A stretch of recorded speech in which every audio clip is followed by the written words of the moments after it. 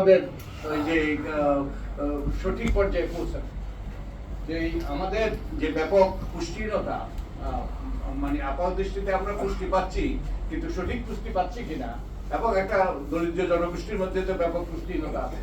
তো এই পুষ্টিহীনতা যদি দূর করা যায় তাহলে কিন্তু অনেক রোগশোক আছে যেগুলো মৃত্যুর কারণ নয়, তারা ওগুলো থেকে ওই যে ইমিউনিটি ডেভেলপ করে তারা ওগুলো কাটিয়ে উঠতে পারবে।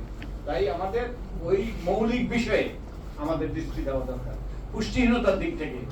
বিশেষত ওই যে পিছিয়ে পড়া দরিদ্র মানুষদের যে যে পুষ্টির অভাব, সেদিকে আমাদের নজর দিতে হবে জরুরি ভিত্তিতে।